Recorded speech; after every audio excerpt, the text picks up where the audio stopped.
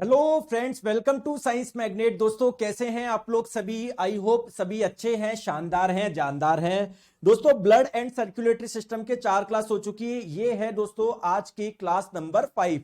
शुरू करें। सभी आप लोग जुड़ जाइए। आज मैंने बोला कि दोस्तों आज शाम को भी क्लास लगाते हैं, तो जो भी बच्चे अगर मिस करते हैं तो रिकॉर्डेड देख लीजिएगा, कोई दिक्कत की बात नहीं है। आप लोग रिकॉर्डेड भी देखेंगे तो मजा आ जाएगा आप लोगों को, ठीक है?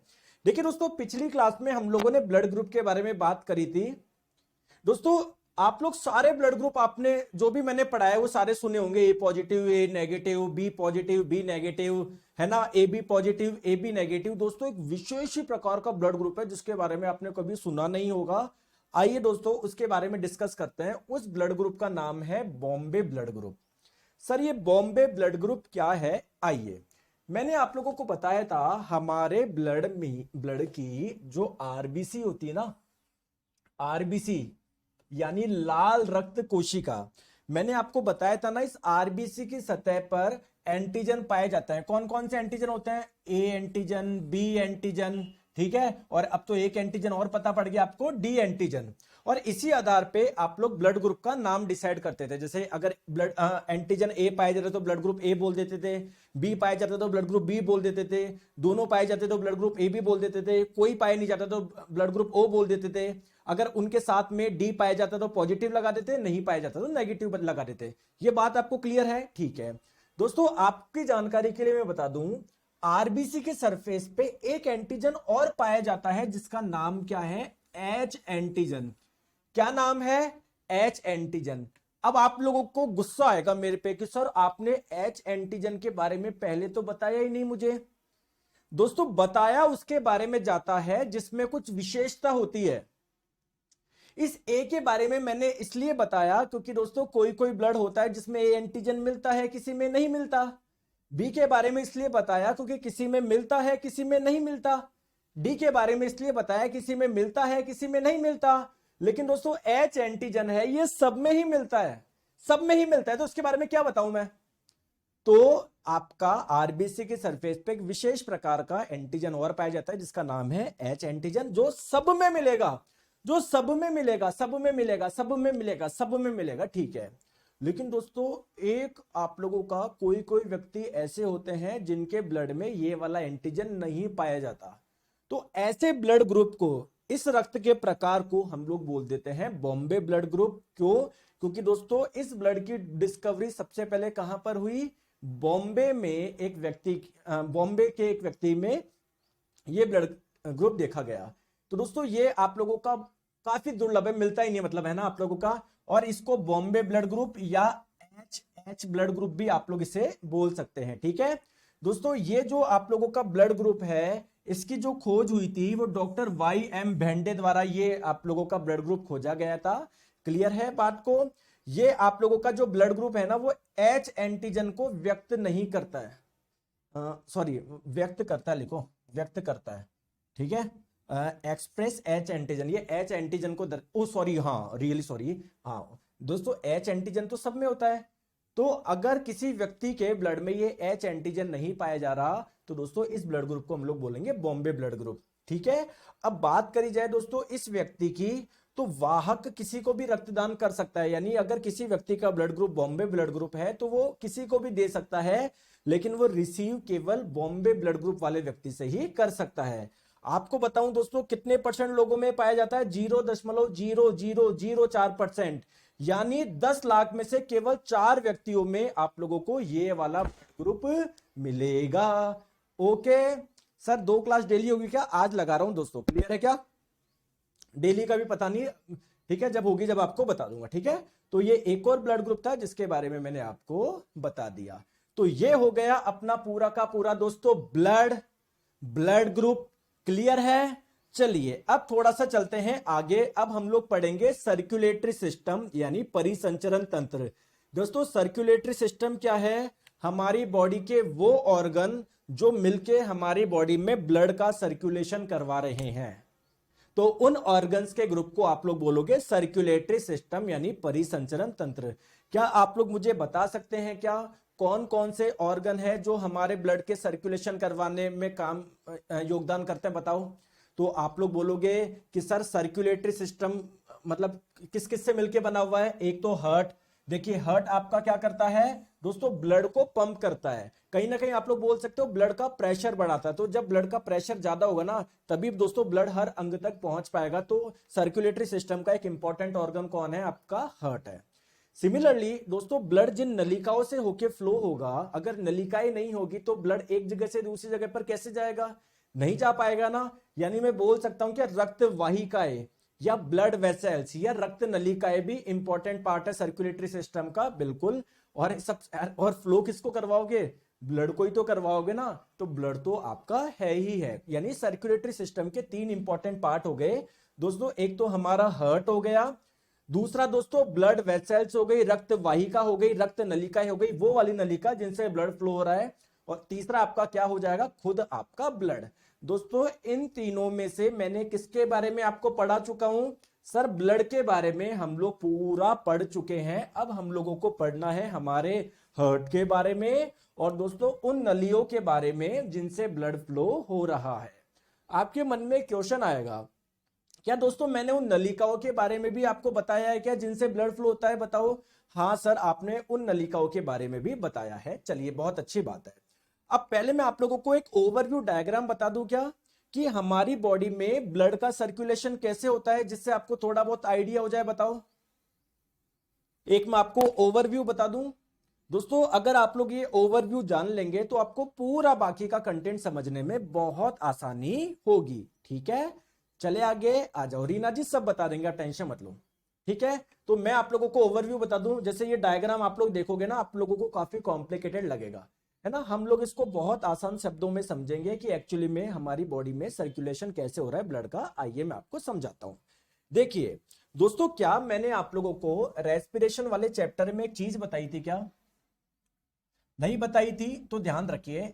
जैसे मान लो ये आपके लंग्स हैं, फॉर एन एग्जाम्पल मान लो ये आपके लंग्स हैं दोस्तों, ये आपके फेफड़े हैं। दोस्तों लंग्स के पास में जब ब्लड जाता है, उस ब्लड में ऑक्सीजन की मात्रा बिल्कुल कम होती है, बहुत ज्यादा कार्बन डाइऑक्साइड होती है। लंग्स क्या करता है दोस्तों, आपके ब्लड में से कार्बन डाइऑक्साइड को निकाल लेगा और क्या डाल देगा? ऑक्सीजन डाल देगा। यानी अब ब्लड आपका ऑक्सीजनेटेड हो जाएगा, ऑक्सीजन युक्त ब्लड हो जाएगा। तो इस वाले रक्त का रंग क्या होता है? लाल। यानी लंग्स से जब ब्लड आपका बाहर आएगा तो उस रक्त का रंग क्या होगा? लाल होगा। दोस्तों इस लाल वाले रक्त को आपको हर अंग तक पहुंचाना है ना, क्योंकि इस वाले रंग में क्या है? ऑक्सीजन है। तो हर अंग तक जब ये वाला रक्त जाएगा तो मैं बोल दूंगा हर अंग तक क्या जाएगी? ऑक्सीजन जाएगी। अब दोस्तों इस ब्लड का इतना प्रेशर नहीं है कि ये हर अंग तक पहुंच जाए, तो आपको सबसे पहले इस ब्लड का प्रेशर बढ़ाना पड़ेगा ना। दोस्तों ब्लड का प्रेशर बढ़ाने का काम कौन करता है? आपका हार्ट करता है। ठीक है, तो पहले मैं आपको हार्ट के बारे में बता दूं दोस्तों। जैसे मान लो ये हमारा हार्ट है, हृदय है। हमारे हार्ट के में 4 चैम्बर होते हैं, 4 भाग होते हैं। ठीक है, ऊपर वाले 2 भागों को बोलते हैं ऑरिकल यानी आलिंद, और नीचे वाले 2 भागों को बोलते हैं वेंट्रिकल यानी निलय। दोस्तों ये होता है आपकी बॉडी का लेफ्ट पार्ट और ये होता है आपकी बॉडी का राइट पार्ट। तो ये आप लोगों का हो जाएगा लेफ्ट ऑरिकल यानी बाया आलिंद, और ये हो जाएगा राइट ऑरिकल यानी दाया आलिंद। अभी जब ओवरव्यू समझो, हर एक के बारे में डिटेल में समझेंगे, टेंशन मत लो। ये हो जाएगा आपका लेफ्ट वेंट्रिकल यानी बाया निलय, ये हो जाएगा आपका राइट वेंट्रिकल यानी दाया निलय। किसी को कोई दिक्कत है क्या? कोई परेशानी है क्या? कोई समस्या है क्या? नहीं। तो दोस्तों ये जो ऑक्सीजन वाला ब्लड है वो कहां पर आएगा? कहां पर आएगा सर? वो आएगा लेफ्ट ऑरिकल में यानी बाएं आलिंद में। लेफ्ट ऑरिकल से कहां पर जाएगा दोस्तों? लेफ्ट वेंट्रिकल में जाएगा यानी बाएं निलय में जाएगा। क्लियर है क्या? क्लियर है? क्लियर है, ठीक है। दोस्तों ध्यान रखिए, यहां पर एक मोटी सी नली निकलती है, मोटी सी नली निकलती है। इस नली का नाम क्या है?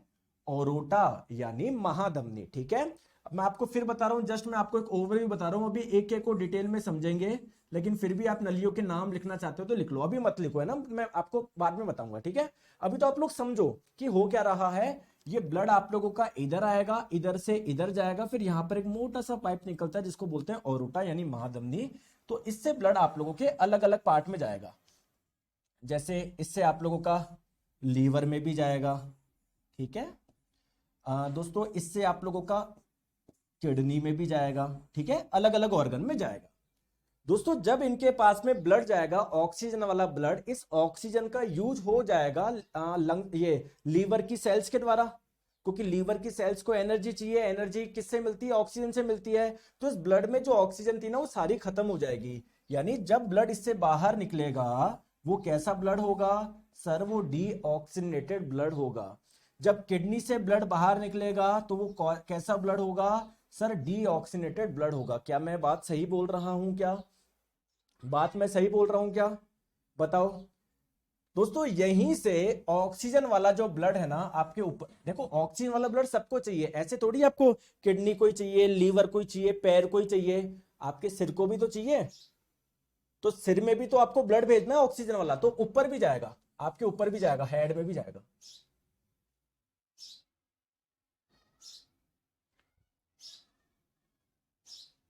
चलिए, चिड़िया की आवाज कहां से आ रही है?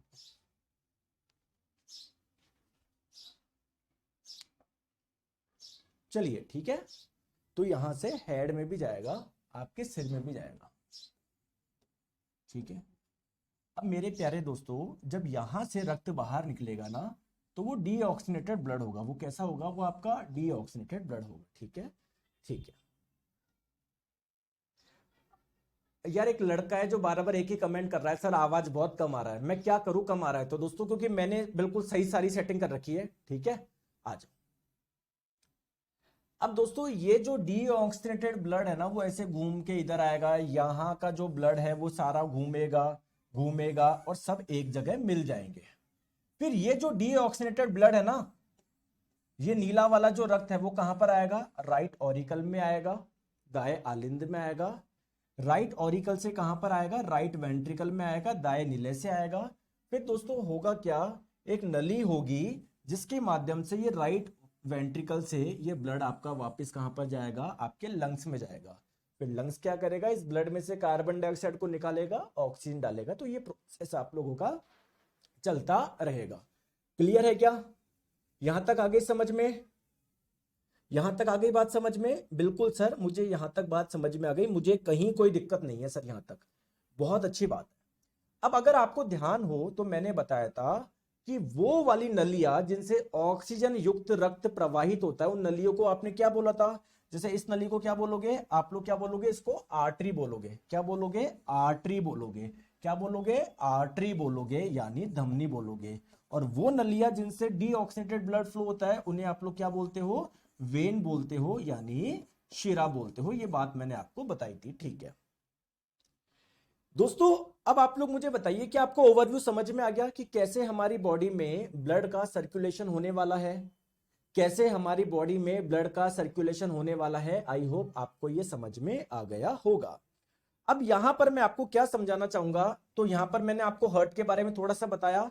पहले हम लोग समझते हैं ब्लड वेसल्स के बारे में, रक्त नलिकाओं के बारे में। मैंने आपको बताया था दो प्रकार की रक्त नलिका होती है। एक तो आप लोगों की आर्टरी, जिसे आप लोग हिंदी में बोलते हैं धमनी। आर्टरी वो वाली रक्त नलिका होती है जिनसे ऑक्सीजन युक्त रक्त प्रवाहित होता है, यानी ऑक्सीजनेटेड ब्लड फ्लो होता है। क्लियर है क्या? और एक होती है आप लोगों की क्या? वेन, यानी शिरा। शिरा दोस्तों वो नलियां होती है जिनसे डीऑक्सीनेटेड ब्लड आप लोगों का फ्लो होता है, ठीक है। तो इससे ऑक्सीजन युक्त रक्त प्रवाहित हो रहा है ना, तो इसको मैंने आर्टरी बोला, धमनी बोला। और इस वाली नली से डीऑक्सीनेटेड ब्लड फ्लो हो रहा है तो इसको मैंने वेन बोला, शिरा बोला। बात क्लियर है क्या? ठीक है दोस्तों, क्या यहां पर आप लोग ध्यान से देखिएगा। देखो जैसे मान लो लीवर है, लीवर के पास में ब्लड लेकर आई आर्टरी, और लीवर से जो ब्लड बाहर लेके गई वो क्या है? वेन है, शिरा है। क्या अंदर दोस्तों, क्या इन दोनों को आपस में कनेक्ट करने वाली क्या छोटी छोटी नलियां भी होगी? क्या छोटी छोटी और भी नलियां होगी क्या जो आर्टरी और वेन को कनेक्ट कर रही है? बिल्कुल दोस्तों, इस नलियों को, छोटी छोटी नलियों को आप लोग बोलते हैं कैपिलरी, और हिंदी में क्या बोलते हैं? केशिका बोलते हैं। आगे बात समझ में? यहां तक कोई दिक्कत है? क्लियर? ठीक है, क्लियर है क्या? ठीक है, चले आगे।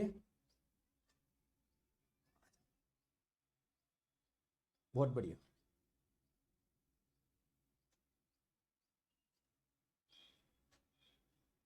यहां तक कोई दिक्कत है? तो आपने बोला आर्टरी क्या है सर? वो वाली नलियां जिनमें ऑक्सीनेटेड ब्लड फ्लो होता है, वेन वाली जिसमें डीऑक्सीनेटेड ब्लड फ्लो होता है। बहुत बढ़िया। दोस्तों ध्यान रखिए, एक वर्ड है जिसका नाम है पुल्मोनरी। अगर किसी नली के आगे आपने वो वर्ड लगा दिया तो उसका अर्थ ही बदल जाएगा। कैसे? जैसे मैं बोलूं आर्टरी में कौन सा ब्लड फ्लो होता है? Oxygenated blood. अगर मैं आप लोगों से बोलूं पुल्मोनरी आर्टरी यानी फुसफुसीय धमनी में कौन सा ब्लड फ्लो होता है, कौन सा होता है, तो जस्ट उल्टा बोल दोगे, आप लोग बोलोगे डीऑक्सीनेटेड ब्लड। डीऑक्सीनेटेड ब्लड, ठीक है, डीऑक्सीनेटेड ब्लड, ऑक्सीजन विहीन ब्लड। अगर मैं आपको बोलूं वेन में यानी शिरा में कौन सा ब्लड फ्लो होता है? शिरा में सर डीऑक्सीनेटेड ब्लड। लेकिन अगर मैं बोलूं पुल्मोनरी वेन में यानी फुसफुसीय शिरा में कौन सा ब्लड फ्लो होता है? आप लोग क्या बोलोगे? बताओ दोस्तों, ऑक्सीनेटेड ब्लड। कौन सा? Oxygenated blood. ठीक है।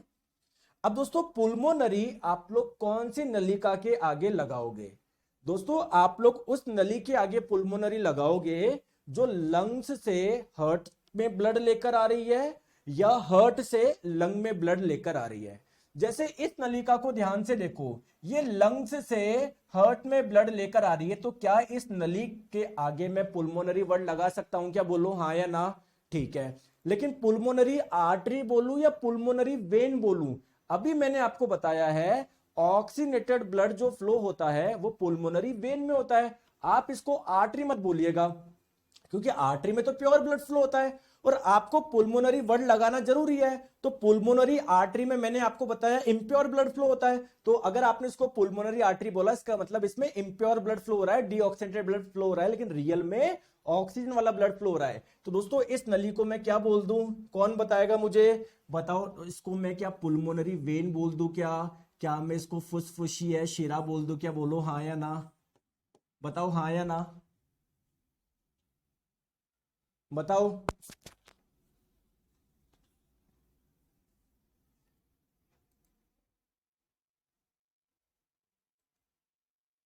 दोस्तों अब चेक करो, वॉइस तेज आ रही है क्या? अब चेक करिए, वॉइस तेज आ रही है क्या? क्या पहले से अब साउंड तेज आ रहा है क्या? मैंने इसमें सेटिंग करी है, अब चेक करना आप लोग। ठीक है। सिमिलरली अगर मैं आप लोगों से बात करूं कि राइट वेंट्रिकल, मतलब ये बेसिकली हार्ट का ही तो पार्ट है। देखो हार्ट से एक नली है जो कि लंग्स में ब्लड लेके जा रही है। क्या इस नली के आगे पुल्मोनरी वर्ड लगाना जरूरी है क्या? बिल्कुल सर, पुल्मोनरी वर्ड लगाना जरूरी है। तो मैं इसको क्या बोलूं? आपने बताया है सर पुल्मोनरी आर्टरी में डीऑक्सीनेटेड ब्लड फ्लो होगा, और डीऑक्सीनेटेड ही हो रहा है, तो इस वाली नली को मैं बोल दूंगा पुल्मोनरी आर्टरी यानी फुसफुसिया धमनी। दोस्तों आया समझ में? आया समझ में? तो आई होप आप लोगों को यह समझ में आया होगा, थोड़ा सा बेसिक। अब देखो, तो अगर मैं आपको बोलूं एक कंप्लीट सर्कुलेशन के दौरान हमारे हार्ट से रक्त कितनी बार गुजरता है? देखो सबसे पहले क्या होगा, लंग्स से ब्लड आएगा आपके हार्ट में, फिर हार्ट से जाएगा अलग अलग अंगों में, फिर अंगों से कहां पर आएगा? हार्ट में आएगा, हार्ट से वापस जाएगा लंग्स में। यानी एक कंप्लीट सर्कुलेशन के लिए हार्ट से रक्त 2 बार गुजर रहा है। पहले हार्ट में आया, ठीक है, फिर वापस आया। तो एक कंप्लीट सर्कुलेशन के लिए जो आप लोगों का हार्ट से ब्लड गुजर रहा है वो 2 बार गुजर रहा है। तो आप लोग बोलोगे कि हमारी बॉडी में किस प्रकार का सर्कुलेशन होता है? तो हमारी बॉडी में होता है दोस्तों डबल सर्कुलेशन होता है। ठीक है, कैसा होता है? डबल सर्कुलेशन होता है। डबल सर्कुलेशन होता है। कैसे होता है ये मैंने आप लोगों को बताया। क्लियर है क्या? चले आगे, आगे चले, आ जाओ। तो अगर आप लोगों को किसी को ये डायग्राम समझ में आ गया है तो उसको कोई भी दिक्कत होने वाली नहीं है। आ जाओ। तो सबसे पहले हम लोग समझते हैं ब्लड वेसल्स के बारे में। मैंने आपको बताया ब्लड वेसल्स टोटल कितनी टाइप की होती है, एक तो आर्टरी, एक वेन, और दोस्तों कैपिलरी भी बताई ना मैंने। तो टोटल 3 प्रकार की आप लोगों की ब्लड वेसल्स होती है। एक तो होता है आप लोगों की आर्टरी यानी धमनी, एक वेन यानी शिरा, और एक कैपिलरी यानी केशिकाएं। क्लियर है क्या? सर थोड़ा सा मुझे और समझाओ, और समझाओ। जैसे मान लो ये आपका कोई अंग है, लीवर है, ठीक है, तो लीवर के पास में ब्लड दोस्तों जो आएगा कौन सा वाला आएगा, ऑक्सीजन वाला ही तो आएगा। अरे ऑक्सीजन वाला ही तो आएगा क्योंकि हर अंग को ऑक्सीजन की जरूरत है। तो ऑक्सीजन वाला ब्लड जिस नली से आ रहा है उस नली का नाम क्या है सर, आर्टरी है यानी धमनी है। क्लियर है क्या? अब जब ब्लड इससे बाहर जाएगा सर उसमें ऑक्सीजन नहीं होगी, वो डीऑक्सीनेटेड ब्लड होगा। ठीक है, तो इस डीऑक्सीनेटेड ब्लड जिन नली से जाता है उनको क्या बोलते हैं, वेन यानी शिरा बोलते हैं। क्लियर है क्या? बात आ गई समझ में? तो प्यारे दोस्तों आर्टरी और वेन को आपस में कनेक्ट करने वाली छोटी छोटी जो नलियां होती है ना उसको कैपिलरी बोलते हैं। समझ में आ गया? जैसे मान लो ये आपकी आर्टरी थी, ये आपकी वेन थी, इनके बीच में छोटी छोटी नली आप लोग देख पा रहे हो ना, इसको बोलेंगे कैपिलरी। अब आ गया समझ में? अब आ गया समझ में? ठीक है, चलिए अब पहले आर्टरी के बारे में समझते हैं। दोस्तों आर्टरी जो होती है ना वो कैसी होती है, आप लोगों की थोड़ी मोटी होती है। देखो इसके अगर देखोगे ना ये काफी मोटी होती है। तो जो आर्टरी होती है वो आप लोगों की थिक होती है, मोटी होती है, साथ में क्या होती है, बहुत इलास्टिक भी होती है, फ्लेक्सिबल होती है। मतलब अगर आप लोग इसको ऐसे कर दोगे ना, कंप्रेस कर दोगे तो वापस अपनी ओरिजिनल पोजीशन में आ जाएगी। ठीक है, ठीक है। दूसरी बात आप लोग ध्यान रखिएगा, इसका मेन कार्य क्या है, carry blood away from the heart to the body organs. बिल्कुल सही बात है। आपको पता है दोस्तों आपका हार्ट से जो ये ऑक्सीजन वाला ब्लड बाहर निकलेगा वो अलग अलग अंग में जाएगा, लीवर में भी जाएगा, किडनी में भी जाएगा, सब में जाएगा ही नहीं जाएगा बताओ? तो ये बेसिकली जो ऑक्सीजन वाला रक्त जिन नलिकाओं से फ्लो हो रहा है उसको तो आर्टरी बोल रहे हैं। तो आर्टरी क्या कर रही है, हार्ट से ब्लड को अलग अलग ऑर्गन में लेके जा रही है। दोस्तों बात क्लियर है क्या, बताओ? बिल्कुल। तीसरी बात क्या है, ये जो आर्टरी है ये क्या करती है sir, mostly oxygenated blood flow लेके जाती है। मतलब ऐसा ब्लड जिसमें ऑक्सीजन की मात्रा ज्यादा है, तो वो वाला ब्लड जिन नलिकाओं से फ्लो होता है उसको आप लोग क्या बोल रहे हो, आर्टरी। एक एक्सेप्शन है क्या, पुल्मोनरी आर्टरी। इसका अपवाद क्या हो गया, फुसफुसी धमनी। एक्चुअली उसमें ऑक्सीजन वाला नहीं जा रहा, उसमें डीऑक्सीनेटेड ब्लड फ्लो हो रहा है। देखो ये रहा, कहां बताया था मैंने, ये देखो ये रहा आपका पुल्मोनरी आर्टरी। इसमें लाल वाला नहीं जा रहा है, इसमें नीला वाला जा रहा है, डीऑक्सीनेटेड ब्लड जा रहा है। कहानी क्लियर है क्या? बात आ गई समझ में? क्या आर्टरी के बारे में चारों पॉइंट समझ में आ गए? कोई दिक्कत तो नहीं है किसी को? नहीं है। चलिए नेक्स्ट हम लोग बात करते हैं दोस्तों वेन यानी शिरा की बात करते हैं। क्लियर है क्या? देखो दोस्तों एक्चुअली में अगर मैं आपको बोलूं आर्टरी और वेन में से चौड़ी कौन होगी, मैं मोटाई की बात नहीं कर रहा, मैं दोस्तों इसकी मोटाई की बात नहीं कर रहा, मोटाई की, मैं चौड़ी की बात कर रहा हूं। देखो दोस्तों आर्टरी जो होती है ना, आर्टरी जैसे मान लो ये पाइप है, अगर मैं आपको बोलूं ये आर्टरी है, अगर मैं आपको बोलूं ये आर्टरी है, तो वेन थोड़ा सा चौड़ा होता है इससे। ठीक है, तो वेन का जो अंदर का जो डायमीटर होता है ना, व्यास, वो ज्यादा होता है। कितना? 1 मिलीमीटर से 15 मिलीमीटर।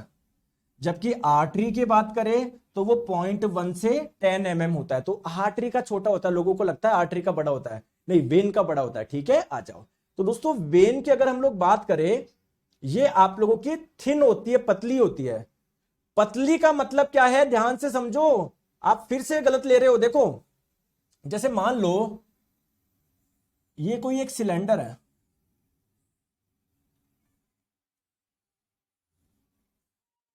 ठीक है, तो ये ना अगर इसका कंपेयर करोगे मोटाई का, तो आर्टरी की मोटाई ज्यादा है, वेन शिरा की मोटाई कम है। लेकिन डायमीटर की बात करोगे, अंदर व्यास की बात करोगे, तो जो शिरा है वो चौड़ी है और आर्टरी आप लोगों की थोड़ी सकड़ी है। आई बात समझ में? अब तो आई बात समझ में या अभी भी नहीं आई? अरे अब आई या नहीं आई? अरे आई या नहीं आई? आ गई? तो दोस्तों पतली का मतलब आई होप आपको समझ में आया होगा। दोस्तों वो जितनी इलास्टिक थी, जितनी फ्लेक्सिबल थी आर्टरी, वेन उतनी नहीं होती है। ठीक है दोस्तों, दूसरी बात क्या है, इसका काम क्या है, अभी मैंने आपको बताया। देखो हार्ट से आपके अलग अलग ऑर्गन में ये जो ऑक्सीजन वाला ब्लड लेके जा रहा है ना, वो काम किसका है? जैसे मान लो लीवर में, किडनी में, आपके पैरों में, आपके लेग्स में, ये जो नलिया है जो ऑक्सीजन वाला ब्लड लेके जा रही है उसको आपने बोला है आर्टरी। अब जब इनसे रक्त बाहर निकलेगा तो उसमें ऑक्सीजन कम हो जाएगी क्योंकि उस ऑक्सीजन का यूज हो जाएगा। तो ये जो डीऑक्सीनेटेड ब्लड इन अंगों से बाहर निकलेगा वो जिन नलिकाओं के माध्यम से निकलेगा, उन नलिकाओं का नाम क्या है?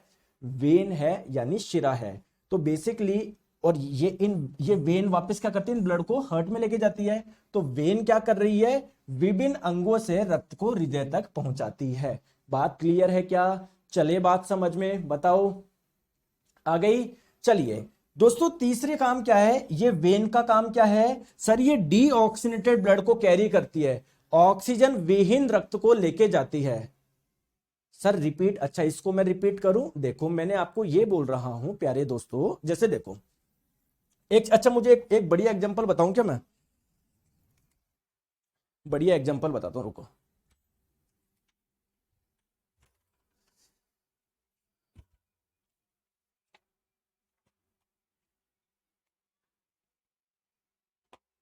बहुत ही बढ़िया एग्जांपल बताता हूं।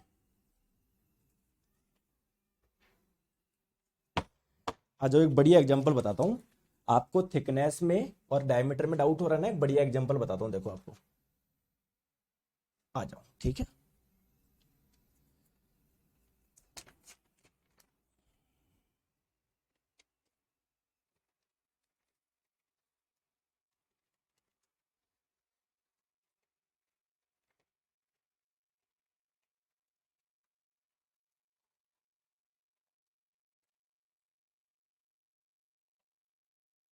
ठीक है।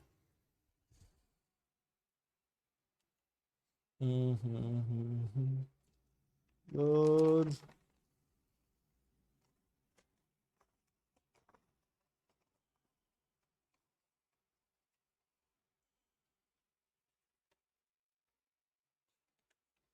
यार दोस्तों एक चीज समझो, जैसे मान लो ये मेरे पास में क्या है, ये आप लोग देख पा रहे हो ना, ये इसकी कुछ मोटाई है, अरे इसकी कुछ, ये टेप का गट्टा है, इसकी कुछ मोटाई होगी ना, मोटाई। तो इसकी मैंने मान लिया सर इसकी कुछ ना कुछ मोटाई है, मोटाई है, ठीक है, साथ में इसका कुछ डायमीटर भी होगा, ठीक है। अब मान लो दोस्तों कोई दूसरा कुछ ऐसा भी तो हो सकता है ना जिसकी मोटाई तो ज्यादा हो,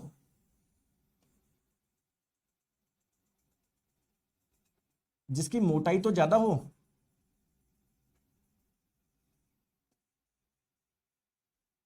मोटाई तो ज्यादा हो लेकिन डायमीटर कम हो। समझ में आ रहा है सर? फिजिक्स कब स्टार्ट होगा दोस्तों? बायोलॉजी के बाद होगा। समझ में आ रहा है दोनों में अंतर? देखिए दोस्तों, इसका डायमीटर ज्यादा है लेकिन इसकी मोटाई कम है, इसका डायमीटर कम है लेकिन मोटाई ज्यादा है। आगे बात समझ में? तो मैं ये बोलना जा रहा हूं, सिरा जो होती है ना, जो ये वेन जो होता है, ये पतली होती है, इसकी थिकनेस कम होती है, हाँ, लेकिन इसकी चौड़ाई ज्यादा है। इसकी वेन लिख देता हूं, वेन जो है,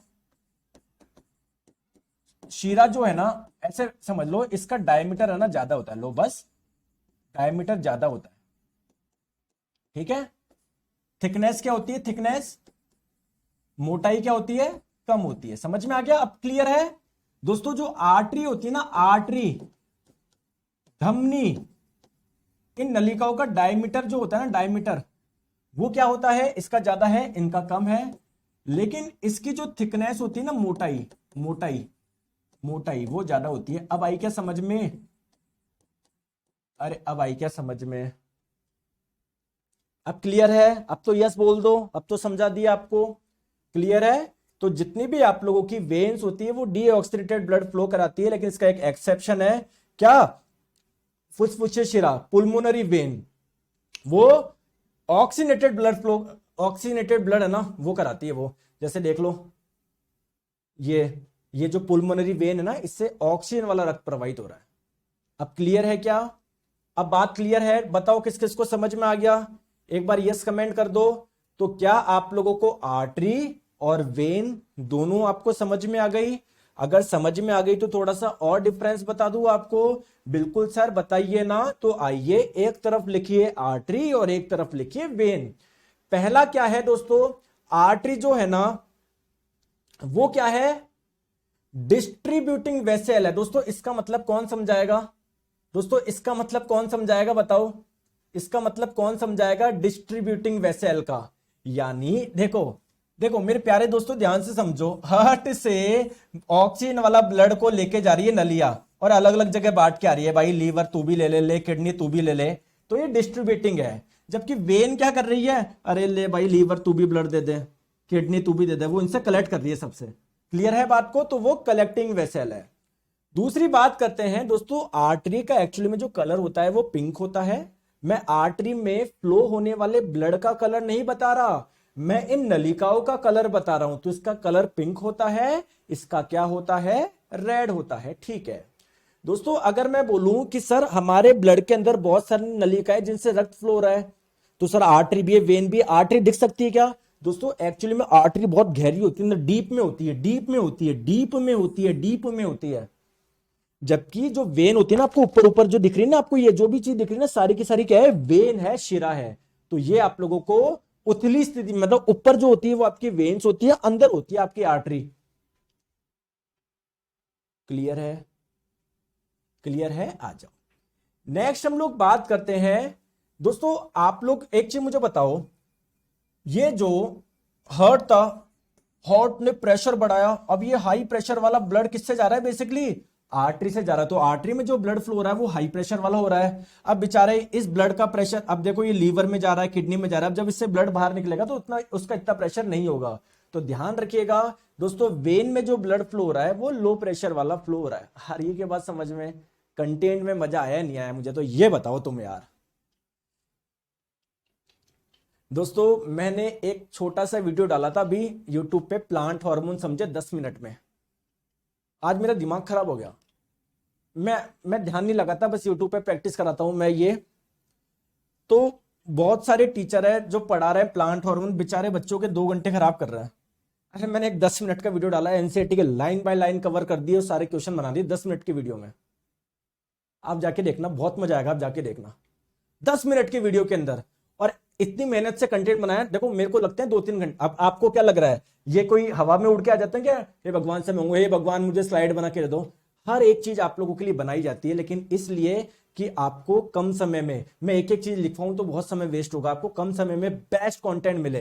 क्लियर है? चलो आ जाओ, चलिए आप सर्च करना plant hormone Neeraj sir 10 minute science magnet से कुछ कर लेना। चलो आ जाओ दोस्तों, मैं फिर से बता रहा हूं, ये जो आर्टरी की जो वॉल होती है स्ट्रांग होती है, थिक होती है, मोटी होती है, जबकि ये थिन होती है। मैंने आप लोगों को बता दिया। ठीक है दोस्तों, जितनी भी आर्टरीज होती है वो क्या करती है? ऑक्सीजन वाला रक्त प्रवाहित करती है अपने में से, एक अपवाद मैंने आपको बता दिया। और जबकि जो शिरा होती है ना, वो डीऑक्सीनेटेड ब्लड फ्लो कराती है। क्लियर है क्या? आ जाओ दोस्तों, एक इंपॉर्टेंट बात, ये पॉइंट जिसको नहीं आता ना उसका ग्रुप डी में क्वेश्चन गलत। देखो जैसे मान लो ये आपकी क्या है? आर्टरी है, ठीक है, और दोस्तों ये मान लो वेन है। एक्चुअली में दोस्तों वेन में ऐसे इंटरनल वॉल्व प्रेजेंट होता है, मतलब जो रक्त के प्रवाह को रोक सकते हैं। इनके अंदर कोई भी नहीं है भैया, चलते रहे चलते रहे चलते रहे, कोई दिक्कत नहीं है। लेकिन इनमें इंटरनल वॉल्स होते हैं, जैसे मान लो रक्त अगर आगे निकल गया तो पीछे नहीं आ सकता। क्लियर है क्या? तो अभी ग्रुप डी में क्वेश्चन पूछा गया, वहां पर एक नली का डायग्राम दिया गया था जिसमें वॉल थे। आपसे पूछा गया बताओ ये नली कौन सी है? आर्टरी है, वेन है, ये क्या है? तो इसका आंसर क्या हो गया था? वेन हो जाएगा। क्लियर है क्या? चले आगे। अब देखो दोस्तों, आपको पता है हमारी बॉडी में सर्कुलेशन कैसे हो रहा है? सर लंग्स से नली के माध्यम से ब्लड जा रहा है आपके हार्ट में, फिर हार्ट से नलियों के माध्यम से अलग अलग अंग में जा रहा है, लीवर में मान लो, किडनी में मान लो, फिर यहां से नलियों के माध्यम से रक्त बाहर निकल रहा है, फिर नलियों के माध्यम से इधर आ रहा है, फिर यहां से यहां पर जा रहा है। तो एक क्लोज सर्कुलेशन है ना, एक पूरा का पूरा लूप बन रहा है। बताओ, एक लूप बन रहा है ना। लेकिन दोस्तों सभी में ऐसा नहीं होता। तो कोई कोई एनिमल ऐसे होते हैं ना दोस्तों, जैसे मान लो इनके हार्ट से ब्लड निकला और एक गड्ढे में जाके गिर गया, खाली जगह में जाके गिर गया, ऐसे ट्यूब से प्रवाहित नहीं। समझ रहे बात को? ठीक है, तो देखिए दोस्तों, 2 टाइप के सर्कुलेशन होता है, ओपन सर्कुलेशन और एक होता है आप लोगों का क्लोज। ठीक है, ओपन में क्या है, जैसे मैं आप लोगों को बताऊं, इनमें कॉकरोच वगैरह में क्या होता है, ये दोस्तों आपका ब्लड यहां से बाहर निकला निकला निकला निकला निकला। अब दोस्तों ये नली और ये नली आपस में कनेक्टेड नहीं है, यहां पर जाके आपका ब्लड आ गया, एक पूरा लूप नहीं बन रहा। क्लियर है क्या? चले आगे। तो सर ओपन टाइप के कुछ एग्जांपल्स बताइए। तो आप लोग ध्यान रखिएगा, ओपन टाइप आप लोग किसको बोलोगे? जहां पर ब्लड है ना, जिन नलिकाओं से प्रवाहित हो रहा है, फिर वहां पर एक जगह खाली जगह में जाके आपका चला जाता है, मतलब पूरा आपका हमेशा नलियों में फ्लो नहीं हो रहा। क्लियर है क्या? कुछ खाली स्पेसेस होते हैं जिसे आप लोग साइनस बोलते हो या एक नाम से और जानते हैं उन्हें उन्हें हेमिसोल भी बोलते हो। तो वो जैसे मान लो ये कोई यहां से इस ऑर्गन ने ब्लड को पंप करा, ब्लड निकला निकला निकला निकला निकला जाके इस ट्यूब से प्रवाहित हो रहा था। अब देखो बीच में गैप आ गया ना, खाली जगह आ गया ना, तो दोस्तों इस प्रकार के सर्कुलेशन को बोलते हैं ओपन सर्कुलेशन। तो बस आप लोगों को तो ये मतलब कुल मिला के, जैसे मान लो ये नली है, इसको आर्टरी बोल दो, ये नली है वेन शिरा बोल दो। तो आर्टरी और वेन को जो कनेक्ट करता था उस नली को आप लोग क्या बोलते थे? कैपिलरी। तो बेसिकली इनमें कैपिलरी नहीं पाई जाती, the capillary system is absent. Clear है क्या? तो आप लोगों को बस एग्जाम्पल ध्यान रखना है दोस्तों। जितने भी ऑर्थोपोड होते हैं, ऑर्थोपोड किसको बोलते हैं? ऑर्थोपोडा संघ के अंदर आने वाले एनिमल्स को ऑर्थोपोड बोलते हैं। कौन कौन आते हैं सर? जिनके पैर जुड़े हुए होते हैं, बताओ एग्जाम्पल बताओ।